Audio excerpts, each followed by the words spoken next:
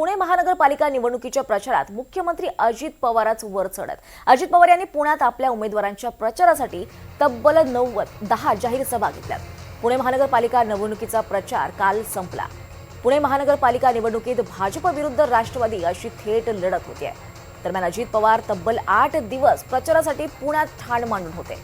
तर मुख्यमंत्री देवेंद्र फडणवीस यांच्या फक्त 2 प्रचार सभा झाल्या. तर उपमुख्यमंत्री एकनाथ शिंदे यांचा दौरा फक्त 1च दिवस प्रचारासाठी पुण्यात होता. भाजप नेते चंद्रकांत पाटील यांनी सुद्धा 10 सभा घेत 100 बैठका घेतल्या. या पुणे महानगरपालिका निवडणुकीसाठी या बैठका घेतल्या गेल्या. तर भाजपचे केंद्रीय राज्यमंत्री मुरलीधर मोहोळ यांचा तब्बल 109 उमेदवारांच्या प्रचारासाठी ते रिंगणात होते. पुणे महानगरपालिकेसाठी सर्वच पक्षांनी कंबर कसली होती, पण उपमुख्यमंत्री अजित पवारच या सर्वांवर वरचढ ठरले आहेत. काँग्रेस नेत्यांची पुण्यात एकही मोठी जाहीर सभा झाली नाही. तर उद्धव ठाकरे यांनी सुद्धा पुण्यात प्रचार केला नाही. पुण्यात अनेक नेत्यांच्या प्रतिष्ठापनाला पुण्यात कोणी किती सभा घेतल्या याची माहिती समोर आली. अजित पवारांनी सर्वात जास्त 10 सभा घेतल्यात.